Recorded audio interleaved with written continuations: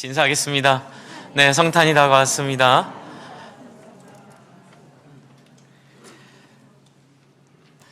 이제 사실은 지난주부터 대림절이라는 그 상징이 시작이 됐는데 저희가 절기로 지키진 않습니다. 왜냐하면 이걸 대림절이라는 절기는 카톨릭 때부터 있었던 절기인데 절기라기보다는 좋은 점은 채용해 오는 거죠. 예수님의 오심을 기억하자. 그리고 또 하나 있어요. 제가 뒤에 배경판을 바꿨는데요. 뭐라고 써있죠? 구주? 네, 대망. 단순히 예수님이 오셨던 그 기억뿐만이 아니라 다시 오실 예수를 대망, 간절한 마음으로 기다리고 그분을 간절한 마음으로 바라자. 이것이 성탄이 매년 우리에게 주는 메시지라는 생각을 했기에, 그리고 이 소망이 너무 크고 또 간절하기에 4주 전부터 이렇게 초를 하나씩 키면서 별 의미는 없습니다. 초 키는 건 보자는 거예요. 보기 좋고 또 기억하기 좋아서 초를 키면서 정말 예수님이 어떤 분이셨는지, 그리고 지금 우리에게 어떤 역할을 하고 계시는지, 그리고 그분이 우리에게 앞으로 어떤 것들을 주실 건지를 우리 마음에 새기자는 뜻입니다. 그래서 대림절을 해야 되느냐 말아야 되느냐 논쟁이 좀 있는데요. 논쟁할 시간에 어디 좋은 데 가서 우리 좋은 분들과 커피 한잔 하시기 바랍니다. 아무런 논쟁할 가치도 없는 이야기라고 생각을 합니다. 저는요. 물론 우리의 신앙의 중심이 어때야 되는가는 분명히 해야 되겠죠. 이런 초나 이런 절기에 우리 마음을 맞춰서는 안 되지만, 여러분 이번에 그 축구를 다 보셔서 좋아하시고 계시죠? 근데 저는 좀 시크합니다. 제가 이렇게 너무 열광하는 거 보고 아내한테 한마디 했다 혼났습니다. 뭐 그렇게 다들 그냥 이렇게 너무 몰입하는 것 같아서, 제가 또 축구를 그렇게 좋아하는 편이 아니고 좀 야구를 좋아하거든요.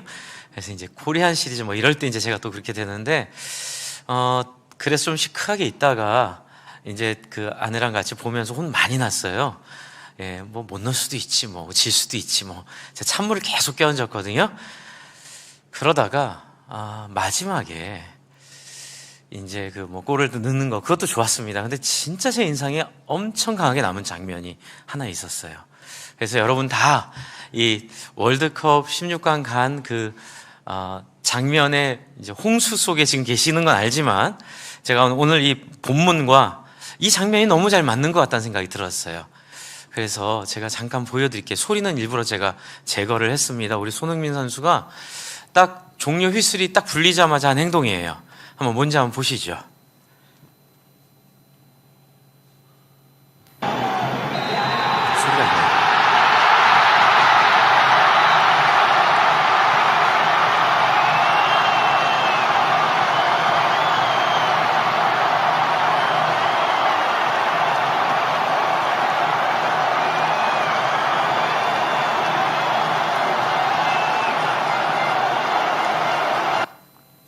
끝났는데, 네.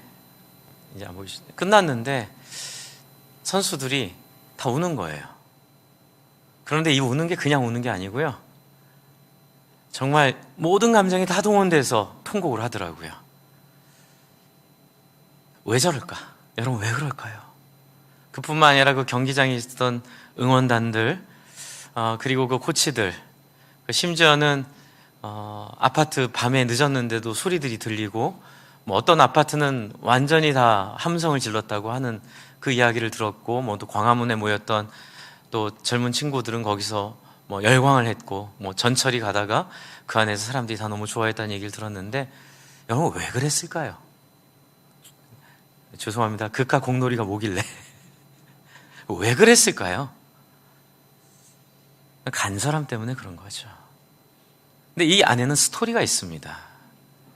이 손흥민이라는 선수가 지금 나이가 31인데 이전에 참여했던 월드컵에서 하지 못했던 선수로서는 최고의 가치를 어떻게 해서라도 잃어보려는 간절함으로 얼굴이 부서졌는데도 마스크를 쓰고 또 그날 좀 위험한 행동을 했다 하더라고요. 네, 이제 마지막 시간에 급하니까 수비하려고 마스크를 벗어버리고, 정말 하면 안 되는 행동인데 마스크를 벗어버리고 뛰어 들어간 거예요. 몇 초 안 남았으니까. 여기서 먹으면 안 되니까.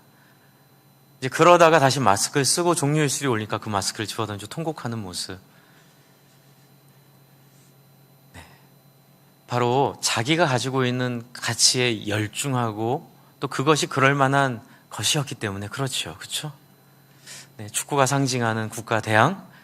또 여러분 우리가 뭐 브라질 같았으면 좋아했겠습니까? 맨날 1등 하는데 이번에 16강 갔어. 뭐 당연히 가는 거지 뭐. 심지어 우승을 해도 뭐 우승하겠지 뭐 그런 마음이 좀 있잖아요. 근데 불가능하다고 생각을 한 거죠. 불가능한 일인데 세계에서는 가장 인기 있는 스포츠고, 그리고 또 단체로 하는 스포츠고, 그래서 좀 우리도 그 안에 들어가서 좀 무엇인가 해볼 수 있다는 걸 보여주고 싶은 그 마음들이 전에 다 녹아 있는 거예요. 여기서 제일 중요한 게 뭘까요?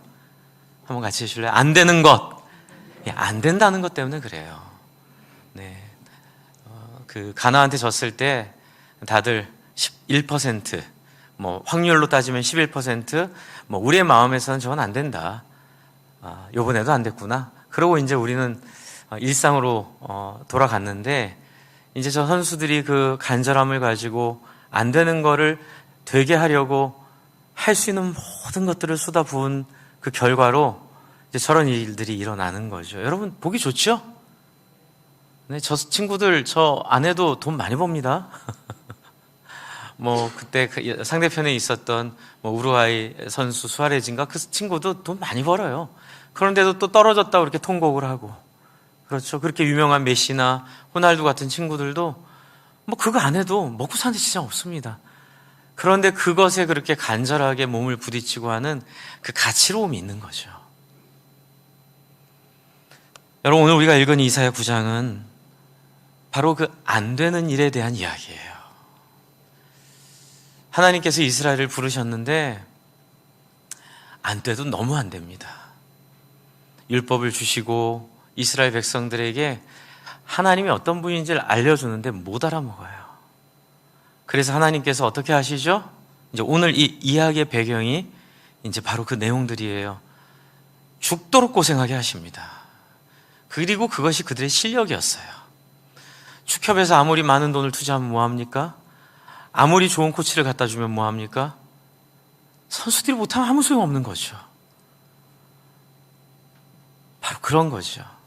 하나님이 아무리 좋은 것 갖다 주시고 하나님 모든 것 다 준비해 주시고 하나님 모든 것 다 해주셨는데 이스라엘 백성들 순종이 안 돼요. 안 될 때마다 하나님이 심판하시고 포로로 끌려갈 것이라 경고도 하시고, 이렇게 여러 번 하나님이 말씀하시는데도 이스라엘 사람들은 이 율법을 하나님이 주신 의도와 상관없이 이렇게 썼어요. 나는 율법을 가진 하나님의 선택된, 이게 중요합니다. 선택된 민족이야. 이 자부심만 있는 거예요. 되게 위험합니다. 이걸 제가 종교주의라고 늘 얘기합니다. 그리고 좀 심하게 말하면 여러분 듣기 안 좋으실 수 있지만 그래도 제가 계속하는 이유가 있어요. 종교 중독, 되게 듣기 안 좋죠? 그런데 우리가 너무나 많이 종교 중독에 빠져 있는 거예요. 나는 선택된 하나님의 백성이야. 뭐랑 똑같은 줄 아세요? 예수님 보혈로 나는 구원을 받았어. 내 구원은 흔들리지 않아. 거기만 머물러 있는 거예요. 왜 구원해 주셨는지, 왜 예수의 피로 우리를 희생해 주셨는지, 그리고 그분이 그렇게까지 하면서 하시려고 했던 그분의 꿈과 목적이 무엇인지에 대해서는 관심이 없고, 나를 이스라엘 백성으로 불러주시고 나에게 유월절이란 특별한 경험을 통해 생사를 넘나드는 여러분 홍해 경험을 상상해 보세요. 뭐 그런 경험, 16강 월드컵 우승, 전쟁에서의 승리, 이런 것과 비교가 되나요? 아무것도 한 일 없어요. 앞에 있는 바다가 가지고 패닉에 빠져가지고 막 모세를 향해서 비난하는데, 모세가 너희는 좀 가만히 있어봐. 그리고 오늘날 하나님이 너에게 하신 일들 좀 보아라. 그리고 하나님 앞에 기도하고 지팡이를 내리쳤을 때 바다가 갈라져요. 그 바다에 바닥을 걸으며 걸어가는 그들의 마음은 어땠겠어요? 그리고 그걸 통과해서 나왔을 때 원수, 그렇죠? 원수, 그렇죠? 평생에 정말 띄워놓고 싶었던 그 지긋지긋한 질병, 마음에 안 맞는 사람들, 직장, 내 형편, 유전병, 이런 것들이 상징하는 그 지긋지긋한 애국 군대들이 쫓아오는데 그 애국 군대들 하나님은 어떻게 하세요? 홍해의 바다로 그냥 다 덮어버리세요. 그리고 하나님이 얘기하시죠. 19장에 오늘날 너희를 데리고 온 독수리 날개로 업어 여기까지 데리고 온 내가 누군지 아니? 나는 하늘과 땅의 주인이고 너에게 못해줄 것이 없는 이 우주의 만군의 여호와 하나님이야. 그런데 내가 너희에게 청혼할게. 너희가 내 언약을 잘 지키고 내 말을 잘 들으면 너희는 나와 좋은 관계를 맺게 되고 너희는 나의 보배, 거룩한 백성, 제사장 나라가 될 거야. 그 베드로전서에 있는 바로 그 얘기가 거기서 온 얘기예요. 근데 이스라엘 백성들은 뭐만 취하죠?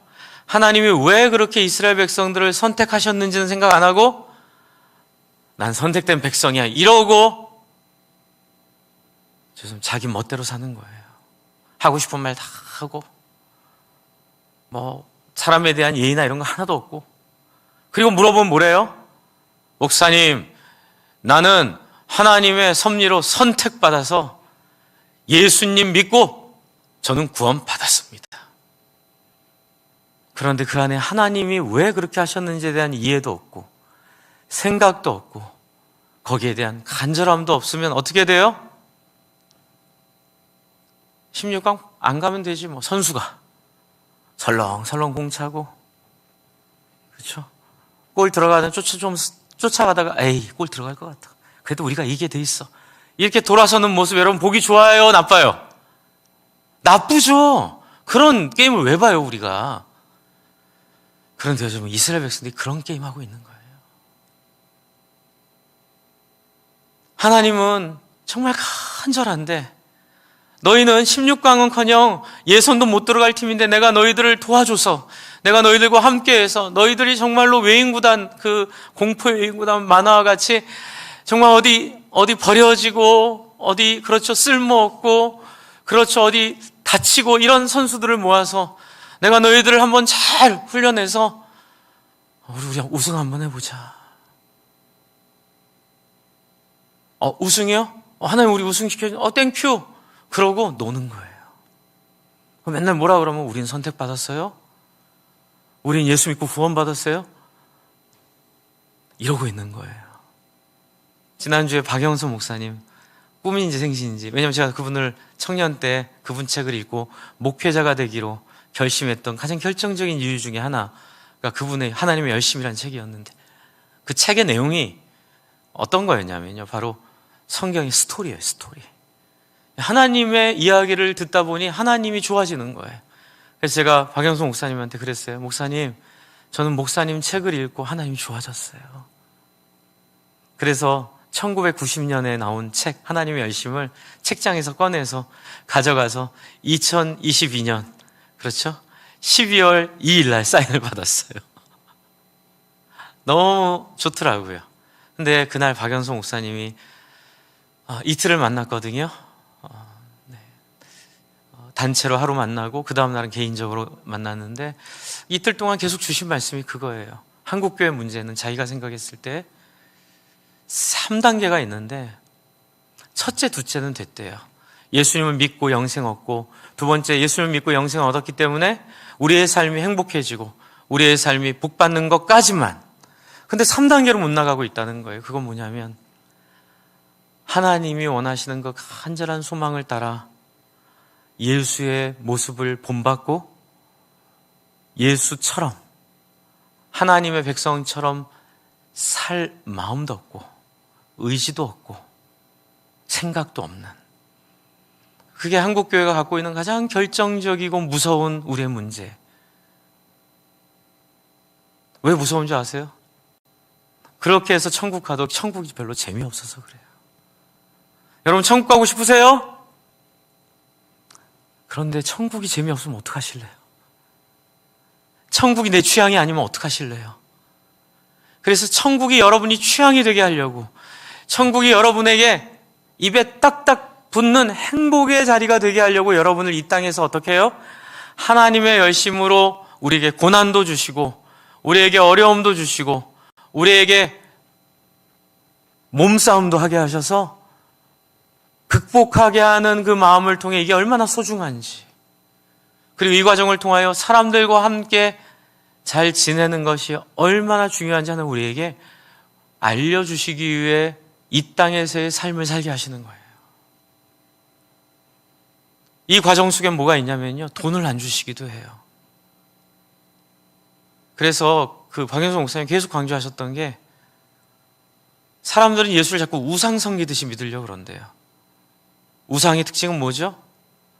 내가 누군가와 상관없이 그냥 내가 정성을 바치면 내 동기나 내 본질과 상관없이 그냥 내 편이 되어주는 신이에요. 그래서 다 우상을 섬기려고 하고, 심지어는 하나님마저 우상으로 만들려고 하고. 여러분 앞에 이사야 8장을 한번 보실래요? 19절을 한번 보세요. 19절. 이 본문이 딱 맞아요. 그 내용과. 19절, 8장 19절 같이 한번 읽겠습니다. 시작. 어떤 사람이 너에게 말하기를 주절거리며 속살거리는 신접한 자와 마술사에게 물으라 하거늘 백성이 자기 하나님께 구할 것이 아니냐, 산자를 위하여 죽은 자에게 구하겠느냐 하라. 마땅히 율법과 그의 증거에 말씀을 따를지니 그들이 말하는 바가 이 말씀이 맞지 아니하면 그들이 정녕 아침빛을 보지 못하고 이 땅으로 헤매며 공고하고 굶주릴 것이라. 그가 굶주릴 때 격분하여 자기의 왕과 자기의 하나님을 어떻게 해요?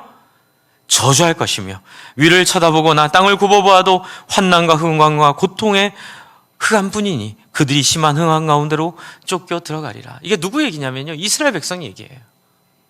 하나님을 믿다가 안 되니까 어디로 가요? 무당한테 가는 거예요. 여러분, 예수님을 믿는데도, 이 박영선 목사님 말씀이죠, 예수님을 믿는데도 무당처럼 믿는 거예요. 그 증거가 뭐냐면 간절함이 없어요. 그리고 음흉해요. 특기가 손흥민같이 열심히 뛰는 사람들 뒷다리 잡기가 특기예요. 찬물 끼얹고. 어떻게 해요? 종교성을 가지고. 제가 그 장로님은 정말 나중에 바뀌셨고 정말로 우리가 사랑하기 때문에 이제 그 에피소드를 말씀드린 거죠. 새 가족 와가지고 너무 좋아서 막노동하던 형님이 하루 일당을 내가지고 아이스크림 사갖고 오는데 왜 주일날 아이스크림 사냐고 붙잡아 놓고 30분을 혼낸 그런 모습이 바로 우상을 섬기는, 교회에 왔는데 우상을 섬기는, 신앙생활 하는데 우상을 섬기는 바로 그런 모습인 거죠. 조심하셔야 됩니다. 여러분, 이런 말을 했던 말씀을 전하는 사람들이요, 이 역사에 수도 없이 왔다 갔어요. 저도 목회를 처음 할 때 이제 우리 교수님이 저한테 그렇게 얘기해요. 승준아, 말씀을 전한다고 사람들이 다 환호하고 따라올 거라 생각하지 말아라. 네가 스데반이 될 수도 있고 베드로도 될 수도 있는데 그것은 네가 어떤 청중을 만나느냐에 달랐다. 쫓겨난다 하더라도, 또 호응을 받아 교회가 부흥한다 하더라도 교만해지거나 슬퍼하지 말아라. 단지 너의 청중이 그랬을 뿐이니 너는 하나님 말씀만 바라보고 하나님 말씀 앞에만 충성하여 사람의 마음을 맞추거나 사람들에게 아부하여 자리에 있으려고 하지 말아라. 저에게 저희 교수님이 해주신 말씀이에요. 제 평생에 그게 피에 흘러요. 그래서 가끔 목사님, 말씀이 어려우면 목사님, 성도들이 싫어해요. 그러니까 어려운 게 아니고요, 이게 어려운 말씀이 아니라 이렇게 막 순종해라, 우리를 드려라, 이런 말씀보다는 여러분 다 천국 갔으니까 여러분 어떻게 살아도 하나님 구원 받으실 거고, 어떻게 해도 하나님이 다 여러분을 다 알아서 보호하셔가지고 여러분 마음 놓으시고 행복하고 편안하게 하고 싶은 거 다 하세요. Sweet word, 그렇죠? 달콤하고 행복하고 즐거운, 뭐 해도 다 박수 쳐드리고 저 지옥 갑니다. 저 지옥 안 가려고요. 주 안에 사랑하는 성도, 이 얘기 왜 드리냐면요, 간절함이 있어야 됩니다. 간절함이 없으면 뒷다리 잡습니다. 간절함이 없으면 자기의 종교성에 매몰됩니다. 간절함이 없으면 자기 욕망의 종이 되어버립니다. 그러면 이 간절함은 어떻게 찾을 수 있을까요? 하나님의 시선으로 세상을 봐야 되는 거예요. 이제 그러려면 어떻게 해야 되죠? 말씀을 알아야 돼요. 그리고 하나님을 만나야 돼요. 하나님과 교제해야 돼요. 그 세 가지 방법을 제가 알려드리겠습니다. 첫 번째, 같이 해주세요. 예배. 두 번째, 상공부. 세 번째, 목장 모임. 이 세 축이 완벽하게 우리가 하나님을 아는 데 도움을 주는 균형 잡힌 모습이에요. 주 안에 사랑하는 성도 여러분, 온라인 예배는 어쩔 수 없는 분만 드리기를 바랍니다. 그리고 또 하나, 우리 목사님들이 모여서 되게 고민하는 게 뭐냐면, 예배를 현장에서 안 드리고 재직회에서 결정하려고 발언하거나, 예배를 현장에서 안 드리고 당회나 또는 공동회나 어떤 일에서 무엇을 결정하려는 것은 굉장히 본인한테 저주가 됩니다. 왜요? 기도하지 않은 설교, 기도하지 않은 봉사, 말씀이 없는, 헌신이 없는, 순종이 없는 그 어떤 것들은 여러분을 정말 지옥의 문으로 인도하는 사탄의 달콤한 유혹이에요. 그래서 온라인 예배가 너무 위험한 거예요. 제가 오늘 온라인 예배에 들어오신 분들에게 인사드렸습니다. 어쩔 수 없어 들어오신 여러분 위로하고 환영합니다. 진심입니다. 하지만 어쩔 수 있는데 그러시는 분들 부탁드립니다. 오십시오. 현장으로 오셔야 합니다. 왜요? 그게 간절한 거예요. 하나님의 말씀이 아니면 내가 살아갈 수가 없습니다. 여러분, 정말 교회 역사를 통하여 성도들을 지옥으로 끌고 갔던 그 수많은 어두움의 영들은 딱 하나예요. 알면 돼, 들으면 돼, 그냥 말씀 들으면 아니에요. 어떻게 해요? 말씀을 듣고 몰입되고, 거기에 내 마음이 움직이고 몸이 움직이고, 그래서 말씀을 더 알고 싶어 부지런히 상공부, 성경 공부에 나와서 훈련받고, 그리고 또 그걸 실천해야 되잖아요. 말씀을 듣고 실천할 장이 어디예요? 말씀 듣고 어디 혼자 가가지고 실천할 수 있나요? 축구도 상대가 있어야 게임이 되고요. 혼자 하는 운동, 여러분 수영도 같이 이렇게 경쟁 안 하면 재미없어요. 여러분, 목장 모임이 여러분의 삶을 실천할 수 있는 가장 중요한 자리라는 거예요. 목장에서 사람들을 품고 섬기는 것. 근데 그게 안 되면 어떻게 돼요? 방금 우리가 읽었던 8장에 나와 있는 우상으로 달려가는 이스라엘 백성들의 모습과 똑같이 되는 거예요. 그래서 교회 나와서 기도해도 누구한테 기도해요? 하나님이 아니에요. 우상이에요. 내가 아는 신앙, 내가 아는 하나님. 여기서 정말 위험한 게 이거예요. 저희 교회 원로 목사님께서 정말 좋은 교회를 만들어 놓으셨어요. 여러분 너무 훌륭하셨어요. 그런데 제가 이렇게 지내다 보니까 이 한 부분만 보완하면 너무 좋을 것 같아요. 저한테 이제 많은 분들이 그런 얘기 하세요. 목사님, 우리 교회는 평신도가 함께 동역한 너무 감사하고 너무 행복하고 제가 어디 가도 자랑하는 얘기입니다. 그런데 여기 하나가 되게 중요한 게 있어요. 뭐냐면 한번 따라해 주세요. 훈련되고 준비된 평신도가 이거예요. 여기서 훈련되고 준비되는 것은 순종이 되고, 그리고 자기 안에 자아가 꺾이고 정말로 말씀이 어떤 것인지를 하나님 앞에 경험하고, 그래서 정말로 기도와 말씀과 은혜 가운데 완전히 하나님 앞에 겸손해진 사람으로서 섬길 때에 비로소 이게 능력이 되죠. 준비 안 된 평신도가 개입하기 시작하면 한 교회의 목회자가요 500명, 600명, 400명 있는 것과 똑같아요. 다 400갈래 지시가 나오고요.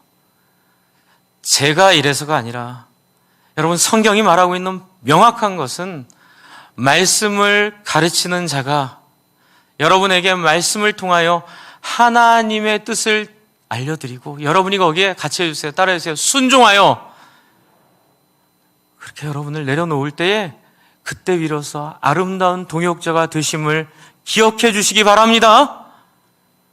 네. 막 성경적인 원리 아닌 거 가지고 막 우리 교인들이 원하는데 해주세요. 전 못해요. 그냥 죽을래요. 그게 저한테는 행복이에요. 정말 성경적이고 하나님이 원하는, 상대편 꼴문은 저쪽인데 자꾸 꼴문을 착각해서 이쪽인데 착을 오는 거예요. 안 된다니까는요. 저쪽으로 넣어야 된다고요.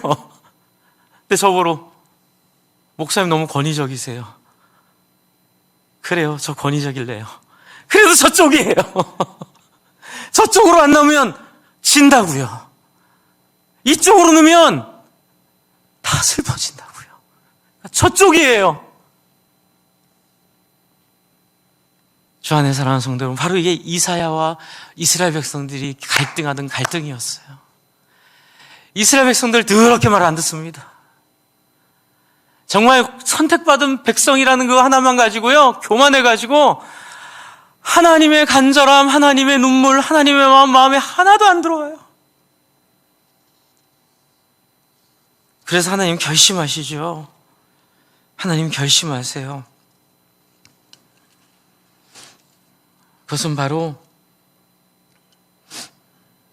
이사야에 있는 말씀인데요. 앞에 이사야서를 한번 좀 보여주실래요? 이사야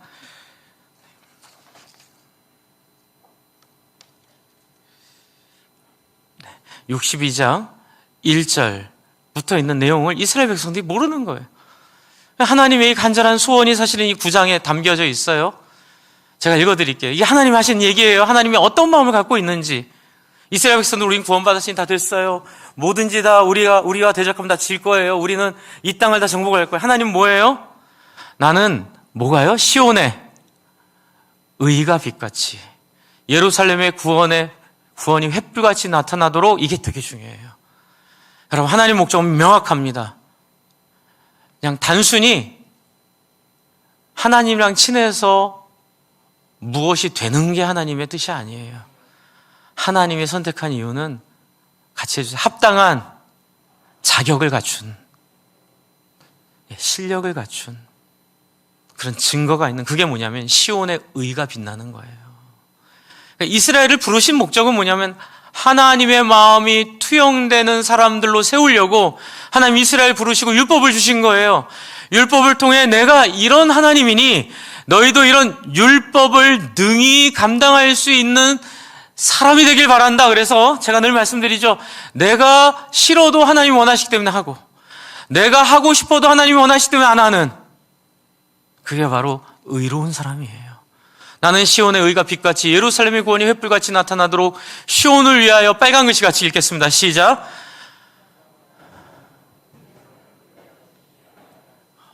여러분, 이 하나님이 이러세요. 나는 창조주 전능자야, 언젠간 다 될 거야, 이게 아니에요. 하시지만 뭘 통해? 내가 잠잠하지 아니하고 대한민국 외치든지, 같이 울든지, 그렇죠? 코치면 자리에 일어나서 소리를 지르든지, 그렇죠? 선수들을 위해서 음식을 만들든지 뭐라도 해보는, 잠잠하지 아니하며 예루살렘을 위하여 뭐예요? 쉬지 아니할 것은.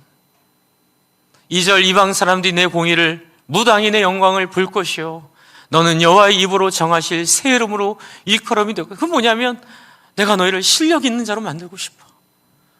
여러분, 그 실력은 손흥민에게서 본 것처럼 간절함이 또한 실력으로 나타나기도 해요. 아무리 실력이 있어도 간절함이 없으면 아무 소용이 없어요. 나는 너를 정말로 탁월한 사람으로 만들고 싶어. 3절, 너는 또 여호와의 손으로 아름다운 관, 내 하나님의 손의 왕관이 될 것이라. 이것이 예수를 통하여 우리에게 하나님이 하시고 싶은 일이에요. 4절 같이 한번 읽겠습니다. 시작. 다시는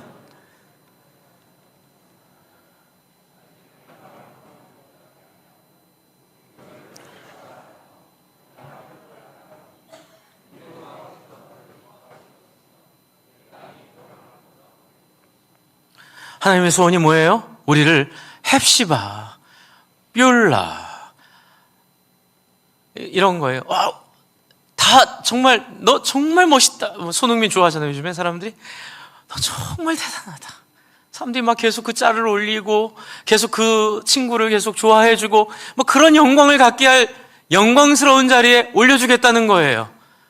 하나님께서 기뻐하실 것이 우리가 결혼한 것처럼 되게 하려고 해요. 그런데 그 다음 장 보여주세요.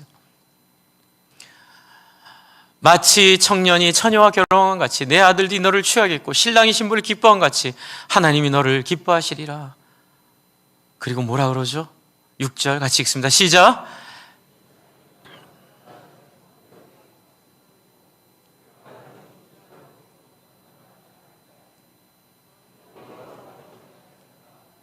계속 읽어요. 7절. 또 여호와께서 예루살렘을 세워 세상에서 찬송을 받게 하시기까지 그로 쉬지 못하게 하시게 하라. 뭐라고요? 그로 어떻게 하라고요? 쉬지 못하게 하시라는 거예요. 여러분, 그로 쉬지 못하게 하려면 뭐 해야 돼요? 대한민국 같이 소리치고 같이 뭐라도 같이 해보고 같이 뭐라도 한번 가야죠. 박영수 목사님 그걸 너무 아파하시더라고요. 우리 합신이 너무 좋긴 한데 너무 신학이 강해가지고 예수님 우리 구원하셨다 할렐루야 아멘 그리고 아무것도 안 한대요. 그게 무슨 구원이에요? 그게 무슨 영광이에요? 고신도 그래요. 그게 무슨 능력이에요? 저는 분명히 믿어요. 감리교회는 하나님의 선택을 풍성하게 하시고 장로교회는 하나님 앞에 우리의 열심과 우리의 호응을 풍성하게 하시는 날 우리는 결국 한 자리에서 만나게 될 줄로 믿습니다. 주 안에 사랑하는 성도 여러분, 간절하세요? 간절하세요? 그래서 저희가 앞으로 세워지는 모든 장로님들은 다 목장을 맡기로 했어요. 앞으로 우리 장로님들 세울 거거든요. 지금 세워진 두 분도 목장을 맡아주시고 있고요. 힘들어요. 초원지기도 하고 목장도 해야 되고 또 이것도 해야 되고 저것도 해야 되고 힘든데, 그런데 가정교회 사역원에서 30년 해보니까 결론이 났어요. 뭐냐면 목장을 섬겨보지 않은 사람이 장로가 되면 교회가 망한다는 거예요. 왜요? 교회는 영혼을 섬기는 공동체인데 영혼에 대해 간절함이 없는 사람이 교회 결정권을 쥐게 되면 여러분, 교회는 어둠으로 들어가게 되어 있습니다. 목회자는 두말말 뭐 하겠습니까? 여러분, 저를 위해 기도해 주셔야 돼요. 제가 이런 하나님의 간절함에 더 간절하게 제 자신을 드리고 제가 더욱 간절하게 하나님 앞에 호응하고 정말 영혼 한 명 한 명을 정말 귀하게 여기고 영혼 한 명 한 명을 정말 소중히 여기는 그런 사람으로 살아가도 여러분 저를 위해 기도해 주셔야 되고요. 또 여러분, 이번에 우리 부교육자들 이렇게 모시려고 알아봤는데 너무 요즘에 사역자가 부족해요. 너무 신학교에 가는 사람들도 없고 또 요즘 대부분 졸업하 풀타임을 안 하려고 하더라고요. THM을 공부하려고. 근데 저는 그게 의문이에요. 우려스러워요. 우리 신 목사님이랑도 그런 대화를 나눴는데 그게 공부하기 위해서는 너무 좋은데 이게 현장이 나가긴 것이 마음에 부담되고 혹시 현장이 아니라 이렇게 가르치는 일로 다 생각을 하게 된다면 여러분, 우리 합신교회들은 앞으로 계속 어려움을 겪을 거예요. 왜요? 현장이 없는 머리만 있으면 뭐예요? 애들이 가서 와 괴물이다! 괴물 되고 말아요. 주 안에 사랑하는 성도 여러분, 저를 위해 기도해 주십시오. 우리 장로님들 위해 기도해 주십시오. 제가 장로님들 위해 좀 기도합니다. 이제 코로나 끝났잖아요. 정말 주일 예배 잘 성수하시는 장로님들, 우리 선세했거든요. 하시도록. 그리고 제가 배운 게 있어요. 네, 예전에 우리 그 전에 교회에서 배운 게 있어요. 그 배운 대로 정말 교회의 정신을 따라 정말로 잘 우리가 안수 집사님들 마찬가지고요. 권사님들 마찬가지고요. 왜요? 간절함 때문에 그래요. 여러분, 이렇게 말씀하신 분이 63장에 이렇게 얘기하세요. 63장을 보여주세요. 이제 하나님의 이제 자기의 얘기를 하는 거예요. 에돔에서 오는 이가 누구며 붉은 옷을 입고 오는 보스에서 오는 이 누구냐? 그의 화려한 의복 큰 능력으로 걷는 이가 누구냐? 그는 나이니 공의를 말하는 자요 구원의 능력이 누구예요? 하나님이 오세요. 근데 에돔에서 오세요. 에돔이 뭐냐면 이스라엘을 괴롭혔던 적대적인 나라예요. 근데 그 나라에서 옷을 입고 오는데 붉은 옷을 입고 와요. 왜요? 2절 같이 한번 읽겠습니다. 어찌하여 내 의복이 붉으며 내 옷이 포도즙 틀을 밟는 자 같으냐? 왜요? 왜 붉어요? 3절 같이 한번 읽습니다. 시작. 만민 가운데 나와 함께한 자가 없이 내가 홀로 포도즙 틀을 밟았는데 내가 노함으로 말미암아 무리를 밟았고 분함으로 말미암아 질 밟았으므로 그들의 선혈이 내 옷에 튀어 내 의복이 다 빨갛게 되었다. 이는 내 원수 갚는 날이 내 마음에 있고 내가 구속할 때가 해가 왔으나 5절을 같이 읽겠습니다. 시작. 내가 본즉 뭐요? 도와주는 자도 없고 붙들어주는 자도 없으므로 너무 이상하게 여겨 내 팔이 나를 스스로 구원하며 내 분이 나를 스스로 붙들었느니라. 제가 구약 읽다가 많이 울었는데 이 부분에서 참 많이 울었어요. 많이 통곡이 돼요. 하나님 저라도 어떻게 해볼게요. 아니 왜 아무도 안 도와줘요? 왜 구원받았다고만 생각하고 아무도 하나님을 도와주지 않아요? 그냥 있으면 16강 가요? 그냥 있으면 월드컵에서 이겨요? 뛰어야 될 거 아니에요. 하나님이 이기게 해주시다고 약속만 믿고 자리에 머물러 있지 말고 그분의 약속을 따라 죽을 힘을 향해 뛰고 우리 두 번째 골 넣은 것처럼 연장전 포기하지 말고 최선을 다하여 달려가고 제가 너무 감동을 받았어요. 연장전 보면서 몸싸움을 막 하고 부딪히고 나가 떨어지고 저 힘받아 하나님 저도 목회 저렇게 하랍니다. 연약하게 더 이상 있지 않으랍니다. 성도들은 사랑하지만 제가 연약하게 저렇게 그냥 저도 몸싸움 하랍니다. 저도 부딪히고 머리가 깨지는 한이 있더라도 이 교회를 위해 정말 성도들의 구원을 위해 하나님 앞에 팔이라도 부러져보고 머리라도 터져보며 안 되면 골대를 붙잡고 울기라도 하겠습니다. 그러니 뭐가 돼요? 다리 사이로 공이 새가지고 골이 들어가잖아요. 바로 그게 신앙이에요.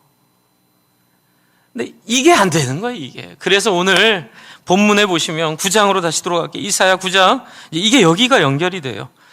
하나님이 그래서 9장 1절에 이렇게 얘기하세요. 전에 고통받던 자에게 흑암이 없으리로다. 이게 무슨 얘기냐면 너희 옛날에 이렇게 살았어. 너희 옛날에 다 이 모양이었어. 그런데 그래서 너희가 아수르의 지배를 받았잖아. 그 아수르가 어딜 정복했냐면요. 스불론과 납달리 땅이에요. 그러니까 여기는 혼혈족이에요. 스불론과 납달리 땅을 아수르가 점령했고 더럽혀진 땅이 치욕적이었으나 그러나 어떻게 해요? 내가 이후에는 해변길과 요단 저쪽 이방 갈릴리를 영화롭게 하였느니라. 이건 뭐냐면 하나님이 하시겠다는 거예요. 하나님이 뭘 하세요? 예수 그리스도 갈릴리에서 태어나 갈릴리 사람이잖아요. 베들레헴에서 태어났지만 갈릴리에서 자랐거든요. 그러니까는 예수님이 갈릴리에서 자랄 것들을 이미 이때 예언하시는 거예요. 그리고 뒤에 뭐라 그러죠? 2절부터 5절까지 흑암에 행하던 백성들이 아무도 붙잡아주지 않는 지도자들로 인해 비참해진 백성들이 여러분 이거 누구의 죄예요? 지도자들이 하나님 앞에 순종하지 않으니 백성들이 다 사로잡혀가고 점령당하고 고생하잖아요. 그들에게 빛이 비쳐요. 어떤 빛이에요? 예수 그리스도의 빛이 비쳐요. 주께서 이 나라를 창성하게 하시며 그 즐거움을 더하게 하셨으므로 추수하는 즐거움과 탈취물을 나눌 때의 즐거움을 같이 그들 앞에서 즐거워하게 하며 5절 볼게요. 4절 이는 그들이 무겁게 맨 멍에와 그들의 어깨에 채찍과 앞지자의 막대기를 주께서 꺾으시며 미디안의 날과 같이 하셨음이니 어지럽게 싸우는 군인들의 신과 피 묻은 겉옷이 불섭해 사라짐 같으니라. 뭐예요? 하나님께서 전쟁에 승리하게 하시겠다는 거죠. 그런데 그 방법이 놀라워요. 방법이 뭐예요? 6절이에요. 같이 한번 읽습니다. 시작. 이는 한 아기가 우리에게 낳고 한 아들을 우리에게 주신 바 되었는데 그의 어깨에는 정사를 메었고 그 이름은 기묘자라 모사라 전능하신 하나님이라 영존하신 아버지라 평강의 왕이라 할 것임이라. 여러분 방법이 뭐예요?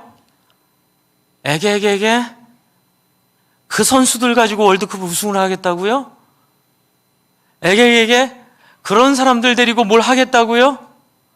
한 아기가 상징하는 게 그거예요. 여러분 예수님 말구에 태어나셨고 어렸을 때 소년 가장이었을 확률이 매우 높고 그리고 예수님은 여러분 왜 목수했겠어요? 할 게 없으니 먹고 살려면 가장 흔한 나무 가지고 뭐 하는 직업이 목수였어요. 그래서 아버지도 목수였고 예수님도 목수였고, 그리고 아버지의 기록은 12살 이후에 사라져버리고, 여러분 학교도 못 다녔어요. 너무 집이 어려워서. 여러분 왜 그런 존재로 예수를 이 땅에 보내셨을까요? 한번 같이 해주세요. 나도 쓰임받을 수 있다. 이거 알려주려는 거예요. 여러분 예수보다 못한 사람은 없어요. 환경이며 모든 조건이고 여건이고 다 예수보다 나아요. 여러분 예수도 했기에 여러분도 예수 닮은 인생 살 줄로 믿으시기 바랍니다. 바로 그거예요. 방법적으로 어떻게 해요? 이 세상에 없는 방법을 사용하시는 하나님. 이게 멋진 거죠. 여러분 정말 드라마틱하다는 게 바로 이런 거예요. 기대하지 않은 팀이, 기대하지 않은 사람들이 역경을 헤치고 일어나서 그 결정적인 문제를 해결하고 영광을 얻을 때 우리는 하죠. 정말 언더독의 반란이다. 뭐 이렇게 정말 그렇죠. 이렇게 부족한 사람들이 이기는 모습. 그런데 여러분 그의 이름이 뭐예요? 그의 이름이 기묘자. 이름이 뭐예요? 모사. 전능하신 하나님, 영존하신 아버지, 평강의. 여러분 전능하신 하나님 이해돼요. 영존하신 아버지 이해돼요. 평강의 왕 이해돼요. 근데 너무 어려워요. 기묘자 모사. 제가 기묘자 모사를 지난주에 있었던 축구를 가지고 제가 뭔지를 보여드리려고 그래요. 먼저 기묘자 설명을 한번 보여주세요. 기묘자는 원더풀이에요. 영어로 원더풀. 기묘자는 뭐냐면요, 탁월한 실력가예요. 여러분 게임을 극적으로 바꾸는 역전말로 없는, 그렇죠? 퍼펙트 게임을 마지막 공을 던지는 투수의 모습. 그렇죠? 그 정말 모두가 안 된다고 생각하는 그 절망적인 순간에 전세를 바꾸어버린 한 위대한 용사들. 이게 바로 원더풀. 와, 이거고요. 모사는 뭐냐면 카운슬러. 지혜자, 은밀한 상담자. 우리가 또 그런 탁월한 실력가가 되도록 우리를 코치해 주시고, 우리를 또 그렇게 인도해 주시고, 우리를 만들어 주시는 그런 선생님, 그런 사람이에요. 그래서 기묘자를 먼저 제가 보여드릴게요. 한번 보여주세요. 영상.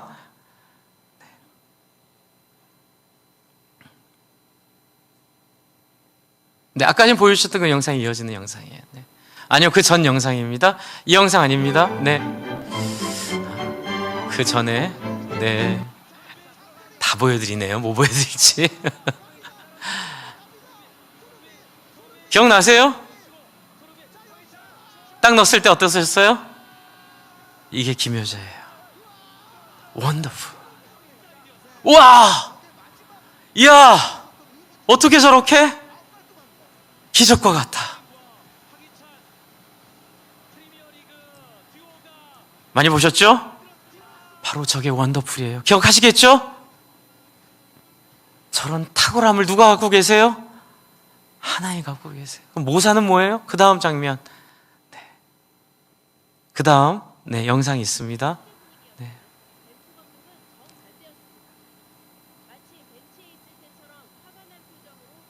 골을 넣는데 계속 소리를 쳐요. 감독이 관중석에 있으면서 무슨 소리 친 줄 아세요? 수비해, 수비해. 안 끝났어 아직.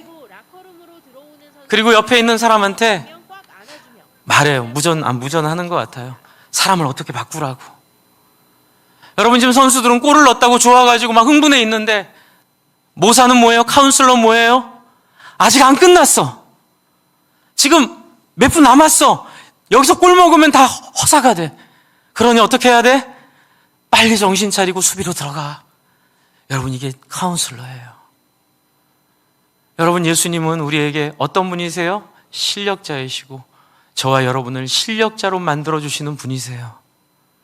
그런데 여러분 그라운드에 누워가지고 아유 우리 졌어요. 그런데 우리 졌다고 해서 월급이 깎이거나 뭐 저도 구원은 받잖아요. 뭐 이런 거예요. 여러분 이번 월드컵 꼴찌에도 어마어마한 배당금이 있대요. 아유 뭐 그 돈이면 뭐 여기 온 인건비는 다 되네. 이러고 누워있으면 여러분 좋아요? 막 힘들죠 막. 근데 하나님이 여러분을 보고 계실 때 그래요. 하나님 난 구원받았어요.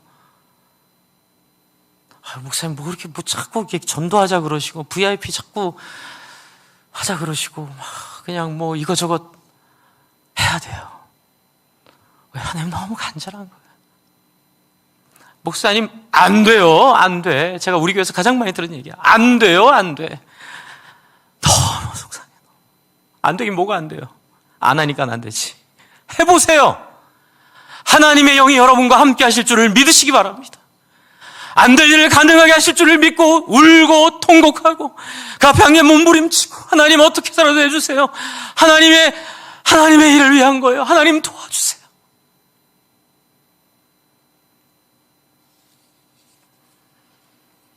에스겔 36장 한번 보여주세요. 기묘자 모사 이 앞에 있는 거 바로 이 얘기예요. 에스겔 36장. 네. 너희 사방에 남은 이방 사람이나 여호와가 무너진 곳을 건축하며 황폐한 자리에 심을 줄을 알리라. 나 여호와가 말하였으니 이루리라. 주 여호와께서 이같이 말씀하셨느니라. 같이 빨간 글씨 있습니다. 시작. 그래도 이스라엘 족속이 이같이 자기들에게 이루어 주시기를 내게 구하여야 할지라.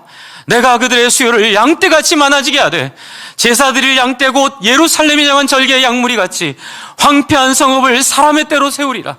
그런즉 그들이 나를 여호와인 줄을 알리라 하셨느니라. 아멘. 뭐라고요? 그래도 이스라엘 족속이 이같이 자기들에게 이루어 주시기를 어떻게 해요? 내게 구하여야 내가 할 것이다. 가만히 있으면 안 하시겠다는 거예요. 그래서 저 부목사 때 우리 어른 목사님들이 맨날 혼내신 게 있어요. 교육자들 책상 머리에 앉아 책 읽지 마. 예? 공부는 저녁에 하고 지금 낮에 나와서 영혼들 만나러 다니고 사람들 위해서 기도하고 정말로 어떻게 해서라도 한 명이라도 구원하기 위하여 신방하고 상담하고 안 되면 울면서 기도라도 해. 그때는 그 말이 이해가 안 됐어요. 그런데 하나님의 마음을 알아가면 알아갈수록 여러분, 우리가 하는 공부, 우리가 하는 탁월함은 다 이런 하나님의 소원을 이루어 드리기 위함임을 알게 됩니다. 주 안에 사랑하는 성도 여러분, 우리 내년에 잘하기를 바랍니다. 그래서 이 성탄 대림의 기간에 이 말씀을 나누려고 해요. 여러분, 주님 오셨지만 또 우리 만날 주님이 있어요. 우리가 이 주님 앞에 부끄럽지 않기를 바랍니다. 마지막 날 우리 인생이 끝나고 그 그라운드에 누워서 하나님 앞에 다 하나님이 하셨습니다 엉엉 울고 거기에 진을 다 써가지고 하나님 여기까지 우리가 했어요라고 말할 수 있는 여러분 그런 영광스러운 인생을 경험하길 바랍니다. 저기 벤치 뒤에서 죄송합니다 자빠져 자고 일어나가지고 나와가지고 이거 게임 끝났어요? 이겼네? 그냥 하나님이 구원은 받아도 그냥 어디 저기 멀리 갔다 그거 어떻게 열받아서 같이 사시겠어요 하나님이? 제발 그러지 맙시다. 죄송합니다 이렇게 표현해서. 그리고 이제 마지막으로 제가 여러분께 핸델 메시아의 1부의 12번째 한 아이가 우리에게 낳고를 들려드리고 마칠게요. 왜냐하면 이 노래가 이런 우리 안에 있는 기묘자 모사의 의미를 잘 표현해주고 있어서 잠깐 듣고 한 앞부분만 듣고 제가 기도하도록 하겠습니다. 틀어주세요. 소리를 좀 키워주세요. 소리를 키워주세요. 좀 더 키우셔야 돼요. 좀 더 키우셔야 돼요. 좀 더 키우셔야 돼요.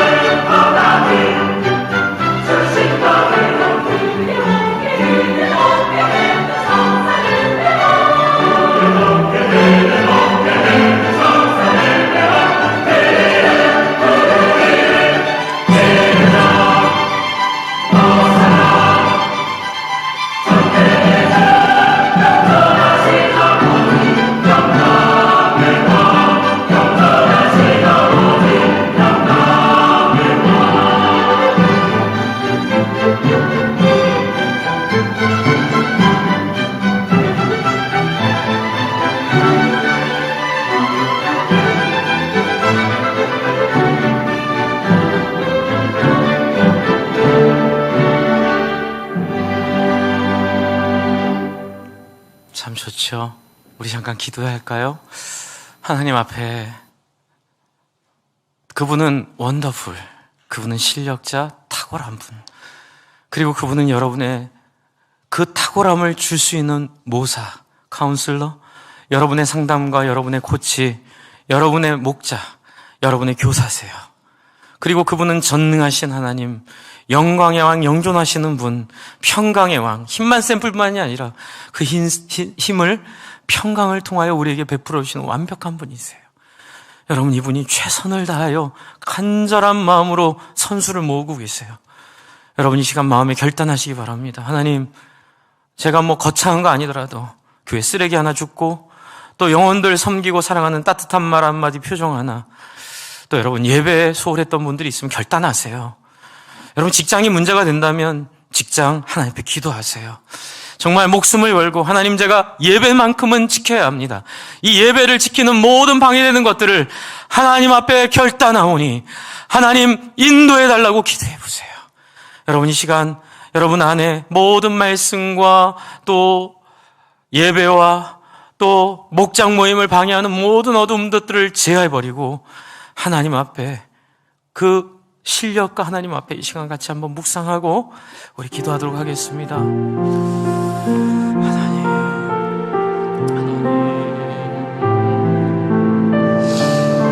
하나님 아버지,